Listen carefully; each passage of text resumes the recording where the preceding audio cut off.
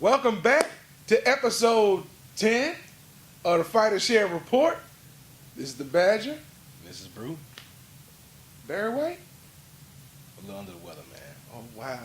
Be like that sometimes. But that's okay because you still look good. Well, you look good too, bro. Thanks. So we look good together.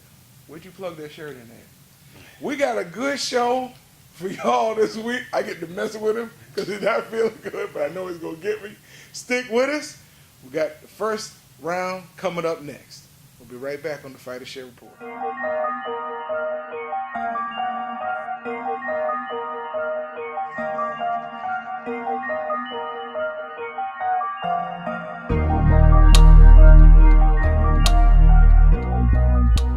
Welcome back. This is round one. Week in review on the Fighter Share Report. This is going to be a good one. Yeah. I'm going to jump in. Okay. Because we had a Bellator MMA 155. Bellator 155 was Friday night. And it was a good one. The main event was Melvin Manhoff versus Rafael Carvalho. Okay. And it was Carvalho's first title defense. And the interesting thing is, it was the first time Melvin Manhoff got a title shot in 21 years of fighting. Okay. And he has 30 victories. Okay. So you think with 30 victories, 28 by knockout, he would have gotten a title shot before now. Right. Manhoff gave up 7 inches in height, 7 inches in reach. Wait, was this a spud web? You would think it looked like, Tyrone Lue versus Shaq. That's kind of what it looked like. Okay. But Manhoff really beat Carvalho around the octagon. Okay. I mean, whipped him for 5 rounds. Yet Carvalho looked shocked like everybody else when the decision came down. And they gave it to him 48-47. And even the announcers were stunned and said, which 3 rounds did he win? So I guess this is kind of like what happened last week at Bellator 154 with the King Mo Phil Davis fight. Yes. When they had King Phil Davis winning all 3 rounds and King nobody Mo, saw that but the judges apparently. Right, because Okay. King Mo controlled that fight. Okay. This one was even more obvious. No. Because Carvalho threw maybe 5 punches per round. And that's when they gave the stats out. So Scott Coker got to get it together, right? Yeah, it's awful. It's awful. You need to stop using Richard Steele judges. So that was my recap on Bellator 155. Badger? Well, Saturday night we had an action-packed card on Showtime. Yes. That 154 division stacked, Yes. packed like a bunch of refugees in a cargo show. Some of them are not 154, but yes. It's okay. So listen, we had Jamar Charlo Yeah. against Austin No Doubt Trout. No doubt. Friends of the show. Yes. We called it. Yes. We said that he was not going to win. Yes. You were trying to go with your heart and be emotional. Yes. And I convinced you that probably wasn't the best thing to do, right? And you were right. Okay, he won the fight. I tell you what, though, Trout showed up. He did. And Trout showed he had a beard because he took some shots from the the middleweight, junior middleweight Charlo and stood right in there. He ain't been a junior middleweight since junior high school. Right, probably not. Trout threw some good combinations, but he just didn't have enough power to take anything from Charlo. So I thought the decision was it was what it was. Then the fight before that, you had Jermell Charlo against John the Rock Jackson. Charlo was getting worked. But again, the beauty of boxing, right? The only sport where you can hit a home run in the game, right? Yeah. You can hit a 99-point shot, right? Yeah. And win it. And that's what happened. 4th round, Jackson working in the 5th round, he gets caught overhand right, and night-night. Night-night. Yeah, he told Jim Grady he was trying to find his mouthpiece, but he was really out on his feet. He didn't know where he was at. He thought he was back on the island. That's where he thought he was. So that fight ended. So Charlos went 2 for 2. They made history. Yeah. First time for twins to ever win belts in the same division. Especially when they don't belong in that division. But yeah, At least one of them, though. One of them, though. One of them does. Yeah. But the other one really is a light heavyweight. Be a man. Fight your division. Hey, man. So the main event, we had Iris Landy, the American Dream Lara, against Venus, the Nightmare Martirosian. Why do you have It's to they be from dream. another country Well, to listen, be the American Dream? because they don't realize the American Dream until they get here. But I will say this, you was just a lot better where they came from. He's from Cuba. So anyway, Lara did what he was going to do. He beat Martirosian. I mean, we expected a good fight. It was a good fight. I mean, it was a little bit of a snooze fest because I think Martirosian was trying to be more of a technical fight in this fight when he should just came out and just let the guns go like he normally does. Yep. But it was still a competitive fight. But again, he didn't do enough to beat the champ. Lara didn't impress me completely in this. He never does. He never does. I mean, he's a Cuban fighter. But he wins. Defense first, park shots, stay on his skateboard, or his horse, or his bike, whatever you call it. I was watching the clip on YouTube where he showed up at a Canelo press conference after Canelo beat. I forgot who Canelo beat, and he said, "Everybody wants you to fight me, Canelo. You did a great job tonight. When are you gonna fight me?" And Canelo said, "Really? You show up here, this guy?" Wow. So yeah, Needless to say, Canelo beat him. yes. So that's how that story ends. But Lara is a good fighter. Yeah, I like Laura, but he's a skilled guy, and unfortunately, in the sport of boxing, no one wants to see boxing. Everybody wants to see a brawl. I do. Hey, you want to see a brawl? You got a local pub down the street. They do it every weekend, I'm sure. And if you don't make it to the pub, World Star, we'll be right back. We're gonna surprise him. We'll be right back on the Fighter Share Report. Welcome back on the Fighter Share Report. This is round 2. Dos de. Come on, man. Really? Come on, man. When you say it low like that, it's like a subwoofer. This is On My Grind, one of our favorite segments. And I want to let the Badger kick this one off. Yeah, absolutely. On my grind this week, Pistol Pete. Maravich? Nope. Not the point guard. Not the little short white man with the little short song. Oh, He's a Hall of Famer. Shout out to Pistol Pete Maravich. yes. But no, Peter, Pistol Pete Dobson from the Bronx, BX? Puerto Rican, my dude, Oh, okay. 7-0, Everybody from the Bronx is Puerto Rican. 5 knockouts. Okay. On his way, man. Yeah. Pistol Pete is a monster. He's recently been down in Florida training with the School of Hard Knocks over there in Orlando. Yeah. Shout out to the Surgeon. Shout out to Macho Figueroa. The Hammer. And the Hammer. And Joseph Alegale. Biggie Boy. Biggie Boy. So you over there getting that work. Yeah. Pistol Pete's compiling a nice record, man. The good thing about Pete, he has a momager. Yeah, man. Shout out to his mom. She's a sweetheart. But she has her son's best interests at heart, and she's not going to let anybody take advantage of it. Shout out to Tasha Mack. There you go. The Spanish version. It's been- But back to Pete, though, man. I mean, he's a solid fighter. Yes. When you watch him on YouTube, man, he's a fighter. He boxes, but he's a fighter. And I talk about nonstop pressure. That's what he does, man. And I think that he has a bright future. I mean, he's won over a lot of fans in the Bronx. Like, these people really follow him. If you ever check out his IG page or his social media, he has a following. They're behind him. He's on several Lou DiBella cards, Yes. but he's an unsigned hype right now. So I think everybody's kind of waiting for that litmus test to see if he can get to that 8-9-0 mark before they come crawling. But I put him in contact with somebody, so we'll get all that taken care of. But I like Pete, man. I think he's in a crowd division. 47 is going to be tough to crack. But if you can make it in New York, you can make it anywhere, right? That's Just true. what they say. You got to fight. I like him. I like You've him. been talking about him. You showed me some stuff. Yeah, man. And I like him. But Yeah. here's the thing. In order for him to be the best at 147, he's going to have to beat your man crush. First of all, I don't have a man crush. Stop saying that, man. You're misinforming the people, okay? And he's at 154 right now, bro. We're not guaranteeing 147, so stop it. But you know what I was talking about. So, Man, who you got on your grind this week? Man, ain't got time, man. Who you got this week? Melissa St.Vil. So now you in love with the Haitians. I never said I didn't. I didn't love Haitians. Go on. I just don't exclusively love Haitians. But it was the first free country in North America for people of African descent. Gotcha. I know the So, history. Yeah. I'm with it. I mean, even Dominicans are Haitian. Okay. And that might be why they're still disenfranchised today. But go ahead. Yes, that is why. Melissa St.Vil. Okay. 7-2. All right. Don't be deceived by her record. All right. She's a technician from what I have seen on her videos. Okay. Very, very good boxer. Does have some power. Doesn't have any knockouts on her record, but she stunned some people. Okay. And she holds a couple of titles. WBO, WIBF, WIBA, some intercontinentals, and 2 world championships. And you're like, at 7-2, how? Okay. But that just shows you her credibility and how she's been able to climb the ranks. All right. I do believe she's the next big thing in women's boxing. She's only 32 years of age. She's in impeccable shape. Yeah, I seen the IG. She is real.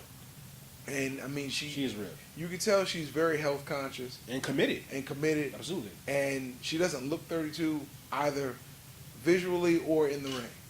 Okay. So, I mean, Melissa St.Vil, on my grind. We're going to watch you. We reached out to her. God willing, we're going to have an interview with her soon. Should she call me? No. Call me. We'll be in This touch. guy's married. That's right. That's what I'm saying. Call me, you'll be safe. Oh. You call him, you go into the championship rounds. So, we'll be right back with a special interview Yes, sir. of longtime friend of the show, Yeah, man. Mr. Hollywood himself. If y'all don't know who it is, He's making it rain on stick him. around. Oh, telling you, he is the maker of champions. Yeah, man. So we'll be right back And a break of hearts. in a break. Fighter Share Report. Come back for this interview.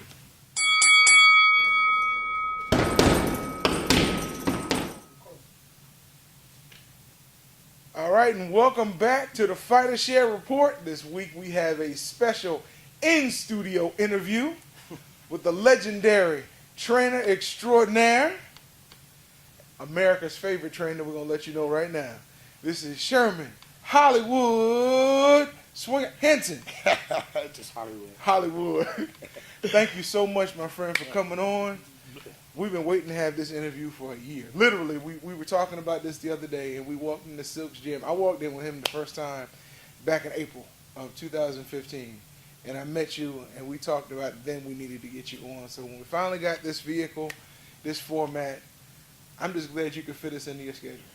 Well, it's not been a point that I haven't been able to fit you in my schedule. It's just that I haven't been able to fit you in my schedule. I understand. Thank you, Floyd. Well, you started out not as a trainer, but as a fighter. Yeah. Go a little bit into that. Give us a little bit of your background in the ring. Oh, well, I boxed in the Army. Started boxing in Washington, D.C. Yeah. Grew up in D.C. Stand up, Chocolate City. All right. And when I went into the Army, I decided to box in the Army. And I got coached by Kenny Adams. Okay. Right, fought in the Powell tournament, the 7th annual national Powell tournament against Zach Padilla. I also fought in the Texas Golden Gloves. Now, I did a lot of good boxing, and when I got out of the Army, I wanted to box, turn pro myself. Mm-hmm. But then there was this low in between, and I think man upstairs has his plans already made up for you. And next thing you know, I end up training fighters myself. Well, I've seen you in the ring working with fighters, male and female, children and adults. Before I really get into the heavy questions, who is your favorite type of fighter, male, female, age range, to really work with? To work with, give me a 11-year-old, 11, 12-year-old, because they're at that age where they can be taught. They're searching. They're looking for something. You know, they're looking for identity, and they want to be trained. They're going to listen to whatever you tell, and so they're so impressive. You can impress them so well by the things you do and the things you say to them. And my thing is this: is that I try to treat them all as if they're my kids. Mm-hmm. You know? They might be. You got jokes, huh? But anyway, and that's how I work with them. You know, I treat them as human beings.